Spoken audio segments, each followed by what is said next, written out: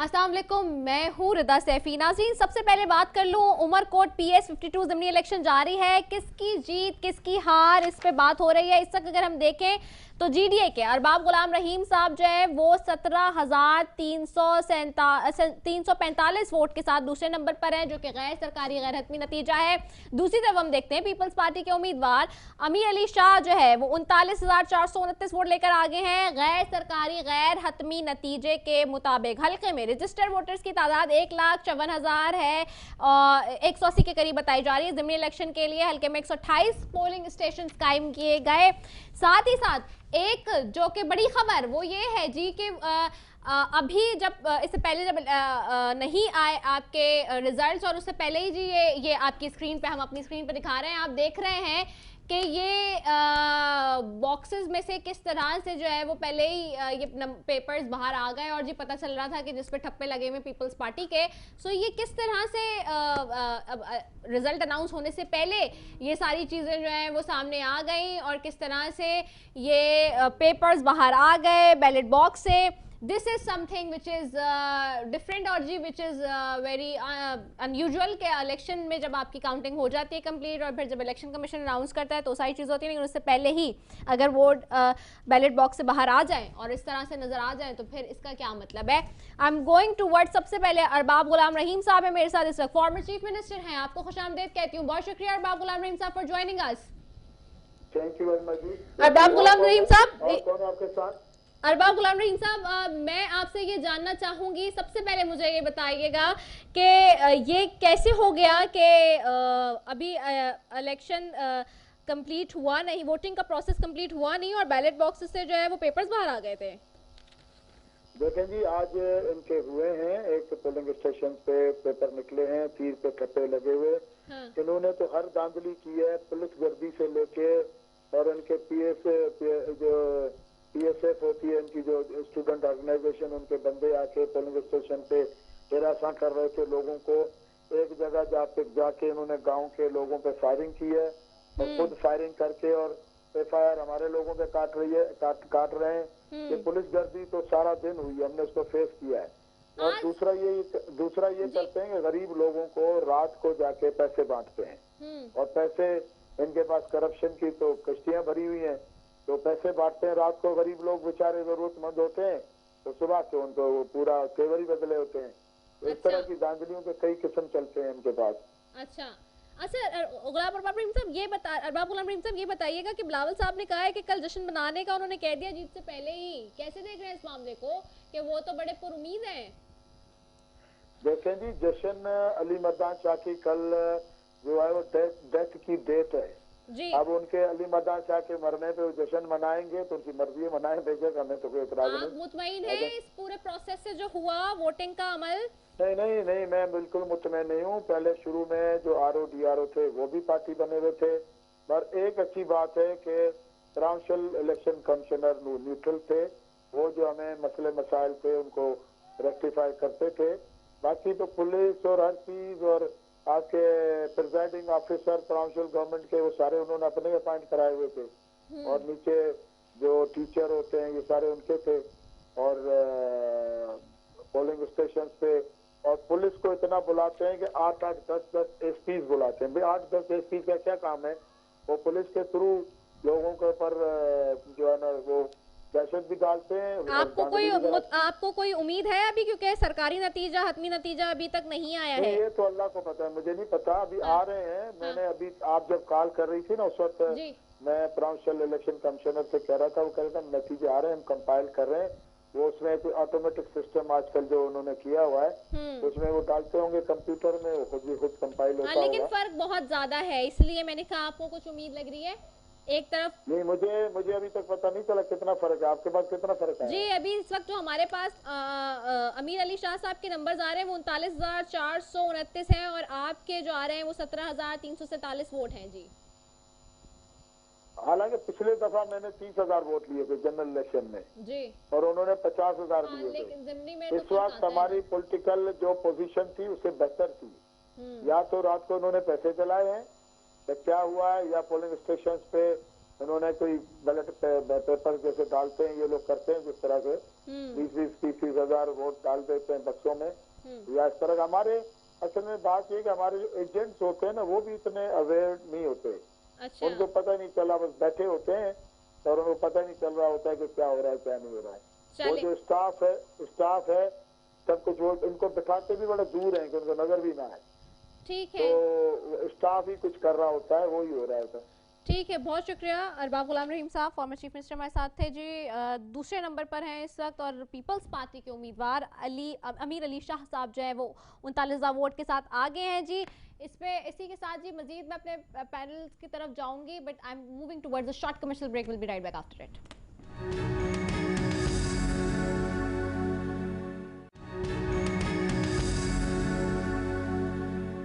Welcome back नाजरीन। दूसरी तरफ हम देखते हैं कि असासों की तफसीलात जमा ना कराने पर आज फवाद चौधरी, अली जैदी समेत 155 के करीब अरकान असेंबली को मुअत्तल किया है। इलेक्शन कमीशन ने उनकी कौमी व सूबाई असेंबली की रुकनियत मुअत्तल कर दी है। अब जी देखें, ये वही मामला है कि अगर ऑपोजिशन ना कराए तो फिर बातें होती हैं, और अब हुकूमती अरकान ऐसे काम करेंगे तो फिर जब सवाल करेंगे तो फिर अब वो होगी बात कि जी सवाल किया जा रहा है। बहरहाल पीडीएम स्टेयरिंग कमेटी का इजलास, बिलावल भुट्टो साहब की अदम शिरकत। दूसरी तरफ हम देखते हैं आखिर क्यों, ये भी सवाल है। दूसरा ये कि फॉरेन फंडिंग केस क्या सियासी मंजरनामे पे कोई बड़ी तब्दीली आएगी? वैसे मेरे इत्तलात और जराए ये बता रहे हैं कि नहीं आएगी।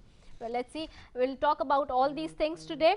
और आज इमरान खान साहब ने फिर कहा है कि मदर ऑफ एनआरओ लेकर सियासी अदम, मौलाना फजल रहमान साहब ने कहा है कि इमरान खान ने मदर ऑफ एनआरओ लेकर सियासी अदम इस्तेहकाम पैदा किया है। क्या वाकई ऐसा है? इस सब पे बात करने के लिए जी पैनल में मौजूद हैं मौजूद मेहमान, उनकी तरफ चलती हूँ। सबसे पहले यहाँ मौजूद हैं, बैठे हैं जयप्रकाश लोहाना साहब हैं, मैंने पाकिस्तान तहरीक इंसाफ से आपको खुशामदीद कहती हूँ, बहुत शुक्रिया फॉर ज्वाइनिंग अस। साथ बैठे हैं सेंटर डॉक्टर करीम ख्वाजा साहब, मैं पाकिस्तान पीपल्स पार्टी से आपको खुशामदीद कहती हूँ sir, thank you so very much for joining अस। इस्लामाबाद से ऑल द वे में ज्वाइन कर रहे हैं डॉक्टर निसार शीमा साहब हैं, मुस्लिम लीग नून से, मैंने आपको thank you so very much Nisar साहब for joining us. Thank you. सबसे पहले आपकी तरफ आऊंगी जयप्रकाश लोहाना साहब, ये बताइएगा असासों की तफसीलात जमा नहीं कराई हैं आपके अपने लोगों ने, हुकूमत में बैठे हैं, अकाउंटेबिलिटी का नारा लगा रहे हैं, लेकिन इस वक्त इलेक्शन कमीशन ने ही 155 के करीब अरकान कौमी व सूबाई असेंबली जिनकी रुकनियत मुअत्तल कर दी है। देखें, आज यही बेसिकली ये होता है कि 30 जून 2020 लास्ट डेट थी इलेक्शन कमीशन इनकम टैक्स जो रिटर्न होता है साल 19-20 का जमा करना होता है। उसके बाद हर पार्लियामेंटेरियन को अपने असासोजात की डिटेल्स इलेक्शन कमीशन पाकिस्तान को जमा कराना, जिसकी 15 जनवरी लास्ट डेट थी। जी मैं समझता हूँ इसमें हमेशा इसी तरह होता है, ये आज की नई बात नहीं है। आज टोटल 48 मेंबर ऐसे हैं जिन्होंने अभी तक नहीं जमा कराए। हुकूमती मेंबरान ज्यादा हैं। देखो, इसमें आपने चलो पॉइंट उठा लिया है, लेकिन इसमें 2-4 दिन कोई किसी लेट कोई जल्दी, अल्टीमेटली फाइनली सारे जमा कराते हैं। तो मेरे ख्याल में किसी ज़ाती मसरूफियात की वजह से जमा नहीं कराए होंगे। तो इसमें हुकूमत वाले भी होंगे, अपोजिशन वाले भी होंगे, इंडिपेंडेंट भी होंगे। तो मेरे ख्याल में ये 2-4 दिन में होता ही है कि इसका सिंपल एक सेशन तक इनकी मुअत्तल रहती है। जैसे अब मेरे ख्याल में 48 आज जो नज़र से गुजरे थे, इसमें आप देखेंगे काफ़ी पीपल्स पार्टी के भी हैं, जी जी, वो तो मैं कह रही हूँ, जिसमें opposition, हुकूमती दोनों लेकिन अच्छा है। हुकूमत में इसमें मेरे ख्याल में हुकूमत अपोजिशन बात नहीं होती, थोड़ी सी सुस्ती हो सकती है, लेकिन अल्टीमेटली 1-2 दिन में शायद जमा हो जाएंगे। इसमें मेरे ख्याल में इतना कोई बड़ा इशू नहीं जिसको हाईलाइट किया जाए। अच्छा, मैं आपकी तरफ आती हूँ सेंटर करीम ख्वाजा साहब। सबसे पहले तो उमरकोट के ऊपर थोड़ी सी आपसे बात कर लूँ। PS52 ज़िमनी इलेक्शन वहाँ पे जारी है और अभी इस वक्त हमारी जो इत्तलात हैं उसमें बताया जा रहा है कि जी आपके जो उम्मीदवार हैं अमीर अली शाह वो वोट लेकर आ गए, लेकिन अभी हमने डब्बे घुमाए थे और आपने देखा था ये वो फुटेजेस थी जो कि during the process of voting ही निकल आई। सो ऐसा कैसे हो गया कि बैलेट पेपर से कैसे निकल आया before ending up the process of voting? और उन ये स्क्रीन पे चल भी रही हैं ये तस्वीरें और जिस पे ठप्पे लगे हुए पीपल्स पार्टी के। जी मसला ये है कि पहली बात ये है कि ये जो हल्का है ये गुजरल 35-40 साल से पाकिस्तान पीपल्स पार्टी का ही है। और ये जो कैंडिडेट है वो कैंडिडेट है जो इससे पहले जो इंतकाल हुआ उसका बेटा है। और पीपल्स पार्टी का वोट हमेशा इस ज़िले में रहा है। अरबाब रहीम साहब का ये हल्का नहीं है। अरबाब जो है वो थरपारकर के हैं और वो ये जो डिस्ट्रिक्ट थरपारकर के डिप्लो से वो कंटेस्ट करते हैं। ये इधर आए हैं, लास्ट इलेक्शन में भी हार गए थे जनरल इलेक्शन में। और दूसरी बात है, इनको फंक्शन मुस्लिम लीग के जो है उसकी सपोर्ट भी नहीं रही है, क्योंकि वहाँ जो अक्सरियत जो वोट है वो नॉन मुस्लिम्स की है। नॉन मुस्लिम के वोट हमारे भाई बैठे हैं, नॉन मुस्लिम के वोट जो इन सब डिस्ट्रिक्ट्स में वो तकरीबन पीपल्स पार्टी को जाते हैं, वो नहीं पीटीआई को जाते हैं, नहीं जो है वो किसी और पार्टी को जाते हैं। और अरबाब रहीम ने जो है एज अ चीफ मिनिस्टर जो थरपारकर का और सूबे सिंध का जो सेकुलर फैब्रिक को उसने बर्बाद किया, और इसने जो है उसने उस फैब्रिक को जो डिस्टर्ब किया, इसकी वजह से लोग उसको पसंद नहीं करते। जहाँ तक ये इलेक्शन कराना इलेक्शन कमीशन का काम है, इसमें पीपल्स पार्टी या मुस्लिम लीग नून या आपको नहीं पता ये पर्चे पहले से ये आप इलेक्शन कमीशन से जाकर पूछे, ठीक है, क्योंकि वही कराते हैं। ठीक है, सही है। दूसरी तरफ ये आज जो 700 की तफसीलात जमा ना कराने पर जो रुकनियत असेंबली अरकान की मुअत्तल हुई, इस पर आप क्या कहेंगे? आप सहमत हैं हुकूमत के मौक़िफ़ से? देखिए, ये हर साल इस तरह होता है, और हुकूमत के हो या अपोजिशन के हो, वो देर भी होते हैं, देर से देते हैं, ये रूटीन प्रैक्टिस है, नॉर्मल बात है। और फिर वो इसमें आप ये कह सकते हैं कि वो कैंडिडेट्स जो हमारे एमपी एमएनए सेनेटर्स होते हैं, ये उनकी सुस्ती और कायली है, और वो फिर आप लेटर ऑन जमा करा देते। होना ये चाहिए कि वक्त पर होना चाहिए, तो ये कोई एक रूटीन चलता आ रहा है। जाऊंगी मैं डॉक्टर निसार चीमा की तरफ। डॉक्टर निसार चीमा साहब, ये बताइएगा, आज हम देख रहे हैं पीडीएम स्टीयरिंग कमेटी का इजलास होता है, बिलावल भुट्टो साहब आते भी नहीं हैं, मरियम नवाज साहब और मौलाना फजल रहमान नजर आ रहे थे। मौलाना फजल रहमान साहब कह रहे हैं इमरान खान ने मदर ऑफ एनआरओ लेकर सियासी अदम इस्तेहकाम पैदा किया है। आखिरकार आप लोग ये बार बार क्यों कहते हैं कि इमरान खान साहब ने मदर ऑफ एनआरओ जो है वो लिया है?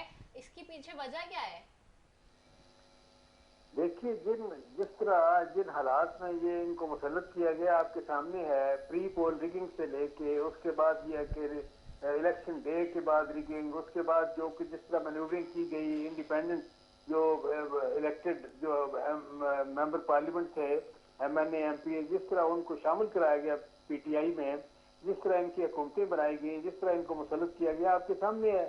देखिए, बात यह है, दूसरा ये है कि जिस तरह कदम कदम पे इन्होंने किया है, आप पीएम शीरा मोहतरमा को जिस तरह ये है कि इन्होंने एनआरओ दिया, उनकी सारी इरेगुलरिटीज को एक जुर्माना सा 100 का आयद करके उनको रेगुलराइज कर दिया गया। अपना 300 कनाल का घर जो था इलीगल, सारी इरेगुलरिटीज को रेगुलराइज कर दिया गया, थोड़ा बहुत जुर्माना उसका ये शो करके। ये एक बात यह है कि अभी और अपने जो आटा माफिया, चीनी माफिया जो दाएं बाएं के हैं, अगर ये लोग अपोजिशन में होते, उनके खिलाफ इस तरह की रिपोर्टें आती तो क्या अब तक वो गिरफ्तार ना होते, अब तक वो जेलों में ना होते? तो बात यह है कि एनआरओ सिर्फ उनके लिए है, इनके अपने लिए, इनके शीरा मोहतरमा के लिए, इनके मुशीरों वजीरों के लिए, इनके दाएं बाएं जो लोग हैं उनके, इनके जो इत्तेहादियों के लिए है। बाकी तो अपोजिशन तो यह है कि उनके लिए तो यह है कि उनके ऊपर झूठा इल्जाम भी हो, उनको पकड़ के जेल में डाले, इनके ऊपर अगर सच्चा इल्जाम भी हो इनके अपने ऊपर, तो तब भी यह है कि वो बिल्कुल माशाल्लाह मासूम है, पवित्र है और बिल्कुल पाक है, वो सादिक और अमीन है माशाल्लाह। डॉक्टर साचिमा साहब, एक मेरा बड़ा आसान और सादा सा सवाल है, वो ये होता है, मैं पूछने की और जानने की कोशिश कर रही हूँ ऑपोजिशन से, आप लोग इतने एलिगेशंस लगा रहे हैं हुकूमत के ऊपर, तो ये बताइए कि भाई अगर हुकूमत के खिलाफ आपके पास सबूत है तो आप जाए ना कोर्ट्स में, courts are open, why you are not going on that platform? नहीं, देखिए, गुजारिश ये है कि हमें तो जब भी रिलीफ मिला है कोर्टों से मिला है, लेकिन ये अंदाजा फरमाएं कि इनकी जो है, ये देखें जो इनके करतूत हैं, क्या आपके सामने नहीं है कि कौम नहीं जानती? देखें, ये हालत ये है कि इन्होंने जिन अदालतों से जिस इदारे के जरिए सजाएं दिलवाई, नैब के जरिए, उसके बारे में सुप्रीम कोर्ट क्या क्या सुप्रीम कोर्ट के अल्फाज आपको याद नहीं है कि ये पॉलिटिकल विक्टिमाइजेशन और पॉलिटिकल कोर्ट के मुझे अल्फाज वो भी याद हैं, गॉडफादर वाले, सिजिलियन माफिया वाले, मैं क्या फिर बोलूं? देखिए ना, नहीं वो तो जो आपको याद नहीं है कि उन्होंने कहा कि ये इसने गैर जानबदारी कहने जिसका बिल्कुल मजबूर हो चुका है नैब का। फिर उन्होंने सुप्रीम कोर्ट के अल्फाज जो हैं वो वीडियो जज के बारे में, उसके किरदार के बारे में, जो जिसने मियां नवाज शरीफ को सजा दी, कि वो तो ऐसा शर्मनाक किरदार है कि हमें भी शर्म आती है, सुप्रीम कोर्ट ने कहा, उसके जजेस ने कहा। तो बात ये है कि देखें, ये कि अकाउंटेबिलिटी होनी चाहिए, लेकिन वो अकाउंटेबिलिटी जो सही मायनों में फेयर हो, ट्रांसपेरेंट हो, अक्रॉस द बोर्ड हो। ये इस तरह की अकाउंटेबिलिटी नहीं जो वन साइडेड हो, पोलिटिकली मोटिवेटेड हो, टारगेटेड हो, जिसका टारगेट सिर्फ अपोजिशन बने। वो अकाउंटेबिलिटी क्या है? अकाउंटेबिलिटी के नाम पे बदतरीन इंतकाम की उन्होंने बदतरीन मिसालें कायम की हैं हुकूमत ने। ठीक है, जयप्रकाश लोहाना साहब, क्या वाकई ऐसा है? मौलाना फजल रहमान साहब भी कह रहे हैं फॉरेन फंडिंग केस जो है वो पाकिस्तान का की तारीख का सबसे बड़ा जो है वो स्कैंडल आएगा सामने। ये देखो, मैं पहले डॉक्टर साहब के जो PS 52 की इलेक्शन उसका जवाब दूँ। हाँ। जैसे आपने रिगिंग वाली बात की, देखो पिछले 13 साल से पाकिस्तान पीपल्स पार्टी की संसद में हुकूमत है, और आप देखें कि सियासत का तरीक़ेकार देखें कि यहाँ सियासत इस तरह चलती पीपल्स पार्टी में, पहले दादा, फिर उसका बेटा, फिर उसका पोता। तो ये है पॉलिटिक्स का यहाँ सिस्टम। देखो यहाँ पॉलिटिक्स की जो जल्दी ये इनहेरिटेड जिस तरह प्रॉपर्टी होती है, बाप बच जाए उसके बच्चों में विरासत हो, तो यहाँ पॉलिटिक्स का तरीकाकार ये है। इससे पहले इनके वालिद थे अली मदान शाह। देखो मैं बताऊँ, यहाँ जो सियासत होती है, थाने की सियासत होती है, रेवेन्यू की सियासत होती है। पीपल्स पार्टी की सुंदर में हुकूमत है। यहाँ किसी को पकड़ाओ, किसी को अंदर करो, किसी को जेल में डालो, किसी पे FIR काटो, इस तरह की सियासत है। ये मैं नहीं बोलता हूँ आज कोई कह रहे हैं कि आप लोग के वार्डा वोट भी हमारी तरफ जाते हैं। मैं नहीं बोलता हूँ कि आज कोई रिगिंग हुई है, लेकिन एक वो रिगिंग होती है जो तो हर साल चलती दिखा रहती दिया, है। हाँ। अब पिछले 3 साल से पीपल्स पार्टी इस दौर में तीसरा साल शुरू हुआ है। मैं समझता हूँ सिंध में जितनी इंतकामी कार्रवाइयाँ उमरकोट में हुई हैं, शायद ही कहीं पे हुई हो। अच्छा। चाहे PTI का मैं आज बताऊँ, हमारे PTI के कारकुनों का पानी बंद किया हुआ है लोगों ने आखिर में पिछले 8 साल से, लेकिन आखिर में जब वो जाके पीपल्स पार्टी में उसने शमूलियत इख्तियार कर ली। देखो किसी आपके मुआशी तौर किसी को तबाह करेंगे, वो कब तक बर्दाश्त करेगा? मैं बोलता हूँ हमारा समय जो लड़ता अजीम समय जो उसका पिछले 8 साल से उसका पानी बंद था। अच्छा। वो बेचारा क्या करे? सिंध में इस तरह की सियासत चलती है। अगर इस तरह मैं समझता हूँ कि अगर उमरकोट भी जीत गए कोई बड़ी बात नहीं है। हाँ। तो इस तरह सिंध में अगर जिस तरह की पीपल्स पार्टी कार्रवाई होती है, हाँ। मैं नहीं समझता हूँ, और जिस तरह ये बच्चों को सीटें देते हैं, अगर होने चाहिए इस तरह के जो डॉक्टर करीम ख्वाजा जैसे आदमी, एक पढ़े लिखे आदमी, समझदार आदमी, इंटेलिजेंट, इसलिए बंदों को आगे आने चाहिए ना। अब एक दादा एक खानदान में सीट चलती है तो ये नहीं होना। दूसरी जो बात आपने डॉक्टर निसार चीमा साहब वाली की या फॉरेन फंडिंग वाली केस की, जो कल ये धरना करने जा रहे हैं, अब देखो मैं इन्होंने PDM डिवीजन का शिकार लगती है। कभी बिलावल नहीं जा रहा है, कभी मरियम नहीं जा रही है, कभी अवेलेबिलिटी के ऊपर भी होता है ना कि देखो बात बात अवेलेबिलिटी की नहीं है। अच्छा। बात है कि साथ चलने की। देखो ये चूचू जो मुरब्बा है, 11 पार्टियां हैं। मुझे बताओ 11 पार्टियां, इनका जब आपस में एक मफाद होता है तो इकट्ठे होते हैं, मफाद निकलेगा वापस अलग हो जाएंगे। अच्छा। तो आज कल जो इकट्ठे कल मैं बताऊँ कल इंतखाबी हल्का, देखो इंतखाब में पीपल्स पार्टी सिंध तक महदूद हो गई है। तो इंतखाब यहाँ तो होगा ही होगा। मुझे बताओ कौन नून का इधर सिंध में क्या अंदर सिंध में है कुछ, तो यहाँ हो जाएगा। पीपल्स पार्टी का पंजाब में कुछ नहीं है। बिलावल अगर जरदारी अगर मीनार पाकिस्तान जाता है तो उसके साथ नून लीग के बंदे इकट्ठे होते हैं। ये होगी सियासत। दूसरा क्या, देखो इलेक्शन कमीशन और पाकिस्तान में ये खुद फंसे हुए हैं। अच्छा। जो कैसे? देखो इनके जो असासे हैं, अगर नून लीग के पीपल्स पार्टी इनसे भी सवाल मांगे लिए इलेक्शन कमीशन मांगे, जवाब देने चाहिए इनको। जब हम जवाब दे रहे हैं, हमने 40,000 ट्रांजेक्शन जमा कराई हैं जो फॉरेन फंडिंग केसेस में 40,000 ट्रांजैक्शन जमा करवाई हैं। अच्छा। हम तो जवाब दे रहे हैं ना। अब ये देखो सारा जब हर जगह से इन्होंने PDM का शुरू किया, नीचे से ऊपर जल्द से जुलूस वापस रिवर्ट गए हैं।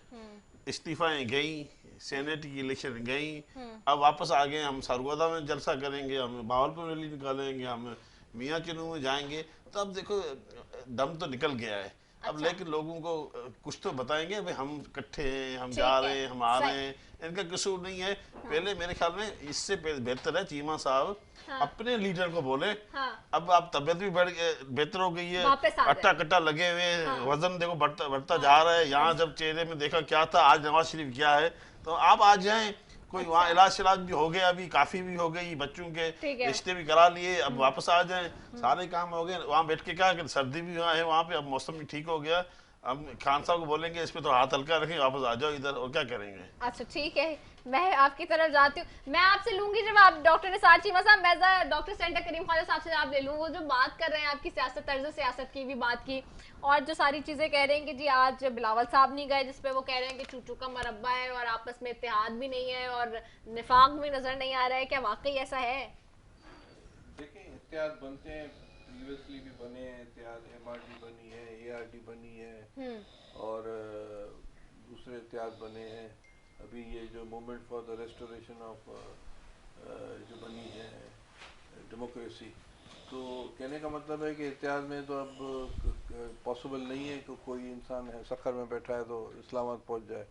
हमारी भरपूर नमूने पार्टिसिपेशन है, पीपल्स पार्टी पंजाब सारी जा रही है, इस्लामाबाद में हमारे जनरल सेक्रेटरी साहब, अपना नैयर बुखारी साहब, फरतुल्ला बाबर साहब, ये सब मौजूद हैं। तो लीडरशिप सारी की सारी वहाँ मौजूद है। बिलावल साहब के ऑलरेडी प्रोग्राम्स थे मुख्तलिफ जगहों पर, तो वो चीज़ें बहुत से ऐसे होते हैं जिसमें मरियम नवाज साहबा नहीं जाती हैं, मिसाल के तौर पर मसले मसाइल होते हैं।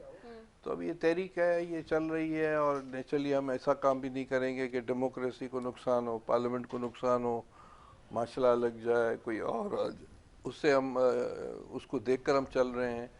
तो कोई ऐसी बात नहीं है। और इलेक्शंस का जहाँ तक ताल्लुक़ है, तो मैं आपको बताऊं कि हमारे भाई जय के प्रकाश साहब को शायद छुपा रहे हैं, पीटीआई ने भी पीपल्स पार्टी को वोट दिया। उसका रीज़न मैं बताऊं क्या है, क्योंकि अभी एमएनए की इलेक्शन होने वाली है थरपारकर में, और शाह महमूद कुरैशी ने एक बंदा भेजा था उसका, तो अरबाब रहीम ने उसको जवाब दे दिया। उसने कहा कि हम आप आते थे तो ठीक है, यहाँ हमारे इस इलाके में मेरा बेटा खड़ा होगा, इसका अरबाब रहीम का, ठीक है। और इसलिए पीर पगारे की जो पार्टी है फंक्शनल लीग, वो भी इसको वोट नहीं दे रही है। इनडायरेक्टली पीटीआई भी जो है ये जो है शाह महमूद वाले नाराज़ हैं, तो ये उमरकोट में इनडायरेक्टली इनकी सपोर्ट नहीं कर रहे हैं। तो अभी इलेक्शन के अपने डायनामिक्स है, हर इलाके के अपने डायनामिक्स हैं, तो ये है। बाकी देखें, बात सुने, डेमोक्रेसीज अगर चलती हैं प्रॉपरली, जिस तरह हिंदुस्तान में चली, तो आज कांग्रेस की हैसियत नहीं है। पाकिस्तान में अगर डेमोक्रेसी चलती है तो ये डायनेस्टीज की पॉलिटिक्स श्रिंक हो जाएगी। अगर प्रॉपर डेमोक्रेसी चलती है, मार्शल लॉज नहीं लगते हैं। मार्शल लॉज का मतलब ये होता है, एक मिनट, ये एक एकेडमिक बहस है। मार्शल लॉज का मतलब ये होता है कि दोबारा वही पार्टीज में डायनेस्टीज आ जाती हैं। पर अगर हिंदुस्तान का मिसाल हम लें, हिंदुस्तान में अभी कांग्रेस टोटल श्रिंक हो गई है, बीजेपी, रीजनल पार्टीज, लेफ्ट की पार्टीज, दूसरी पार्टीज आ गई हैं। तो जहाँ डेमोक्रेसी चलती है 72 साल, जहाँ 3 तरह के इलेक्शन होते हैं, बीडी इलेक्शन होते हैं, नेशनल असेंबली, राज्यसभा और ये अपना लोकसभा, तो वहाँ ऑटोमेटिकली ये श्रिंक हो जाता है सिस्टम, नए लोग आ जाते हैं। पर जहाँ मार्शल लॉज लगते हैं वहाँ सिस्टम नहीं चलते हैं, तो फिर यही सिस्टम होगा। तो हम चाहते हैं फ़िलहाल जो डेमोक्रेसी चले तो चीज़ें जो है रास्ते खुल जाते हैं आम लोगों के लिए। ठीक है। अच्छा, मैं आपकी तरफ आती हूँ डॉक्टर निसार चीमा साहब। डॉक्टर साहब ये बताइएगा कि जो बात अभी कह रहे हैं जयप्रकाश लोहाना साहब, कितने उस बात से जो है वो सहमत हैं? क्योंकि अभी देखें ना, नवाज शरीफ साहब के हवाले से तो सभी चाहते हैं कि वो वापस आ जाएं, बेहतर भी हो गई है उनकी तबीयत और वो ठीक भी हो गए हैं। और दूसरा, जब फॉरेन फंडिंग की बात हो रही है तो अब तो वो कह रहे हैं, डिमांड करिए हुकूमत कि ऑपोजिशन भी जो है फॉरेन फंडिंग के बारे में अपने अपनी भी पार्टीज के हवाले से जवाब जमा कराए, मुतमईन करे ईसीपी को। डॉक्टर साहब, आपको आवाज आ रही है मेरी? डॉक्टर साहब, आप हमें सुन सकते हैं? अच्छा, डॉक्टर साहब से जो है ना, मेरे ख्याल से हमारा राब्ता नहीं हो रहा, दोबारा राब्ता करते हैं एंड देन फिर उनसे कंटिन्यू करते हैं। I am moving towards a short commercial break, will be right back after it.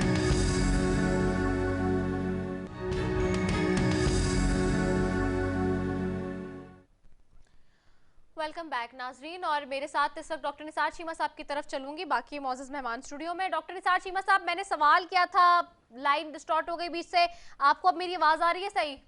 जी बिल्कुल आ रही है। मैंने सवाल किया था, मैं दोहरा देती हूँ अपना सवाल, तीसरी दफा दोहरा रही हूँ।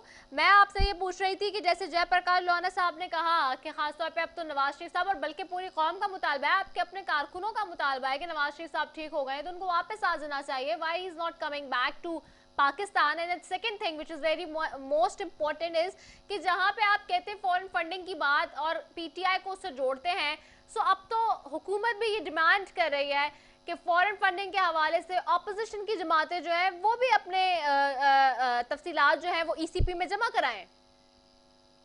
ये फरमाइए रिदा, ये फरमाइए कि हमने तो बिल्कुल इस मामले में हमें कोई एतराज नहीं है।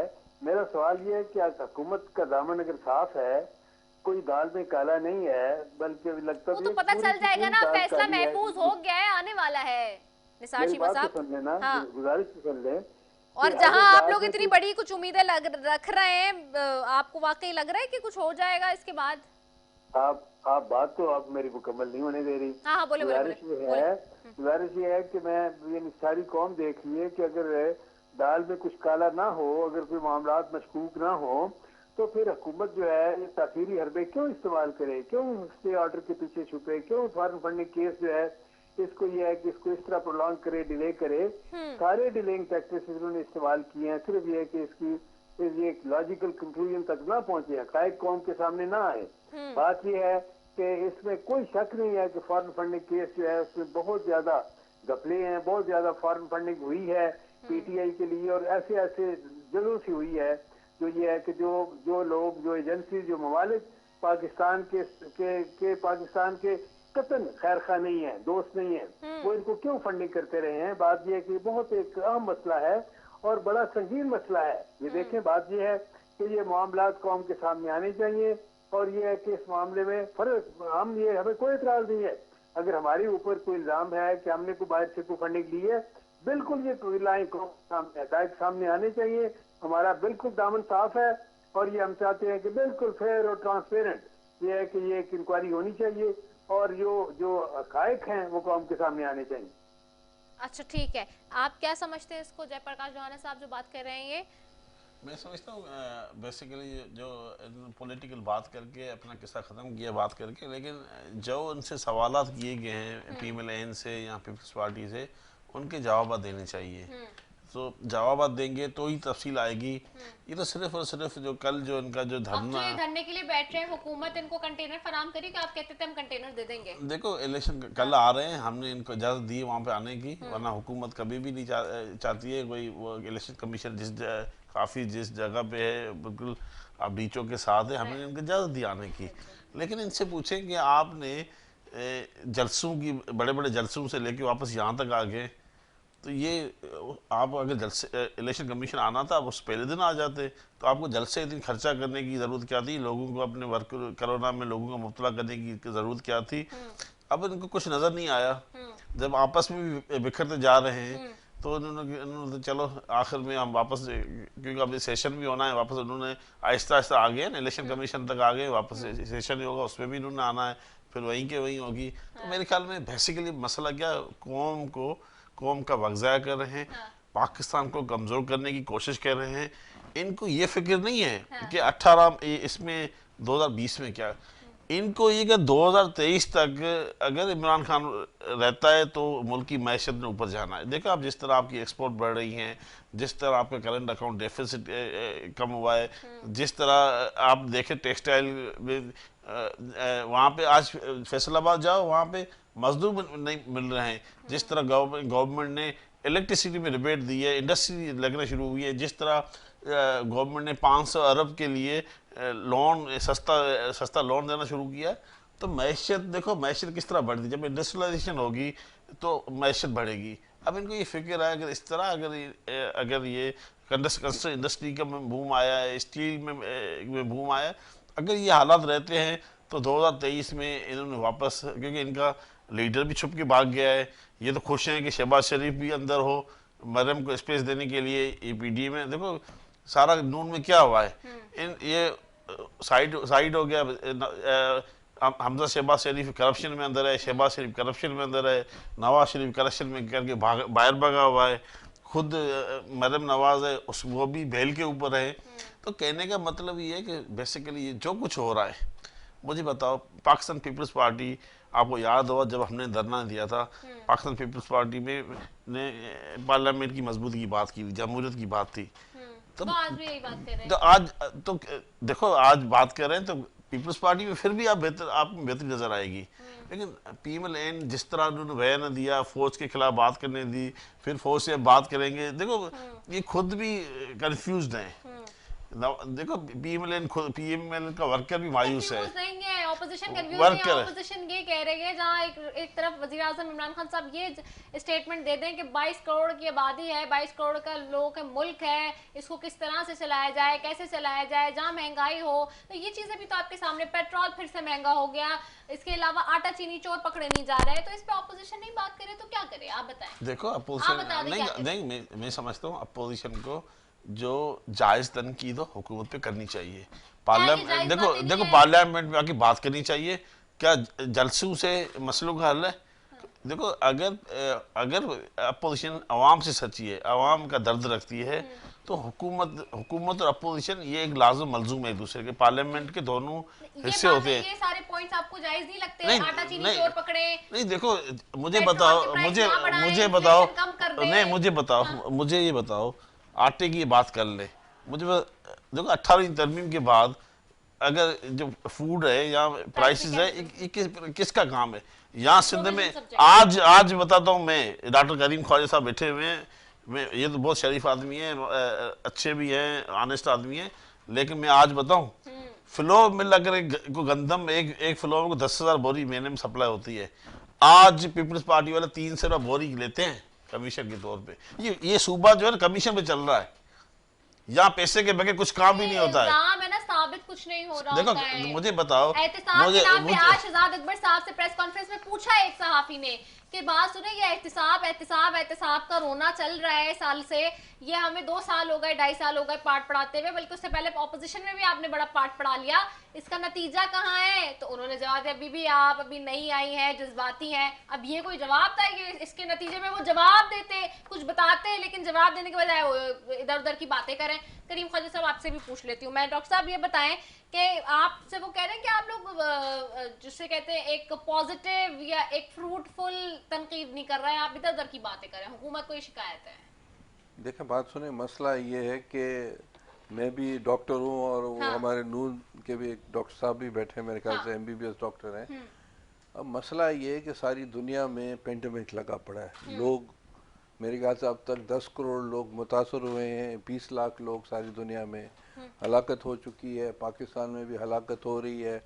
पंजाब में जो NCOC जो एक बोगस इदारा है, वो जो है पंजाब में मेरे ख्याल, बोगस इदारा कह रहे हैं उसे? बिल्कुल, मैं हर प्रोग्राम में कहता हूँ बोगस इदारा है, क्योंकि कॉन्स्टिट्यूशनली ये इदारा CCI को बनाना था, इन्होंने बना दिया, चल रहा है, इट्स ओके, पर लॉ मुताबिक सही नहीं है, ठीक है। अच्छा, मसला ये है कि पंजाब जिसकी पॉपुलेशन 13 लाख है और 13 करोड़ है, वहाँ 8-10 हज़ार टेस्ट हो रहे हैं। सिंध में तो पहले दिन से 15-20 हज़ार 18 हज़ार टेस्ट होते हैं, और जो फैक्चुअल पोजीशन हम दे रहे हैं। अब मुझे बताएं कि इस वक्त 2 दिन पहले डॉन में खबर चली थी, द न्यूज़ में खबर चली थी कि इन लोगों ने अभी तक वैक्सीन का बंदोबस्त ही नहीं किया है, ठीक है, वो आपने भी देखी होगी खबर, ठीक है।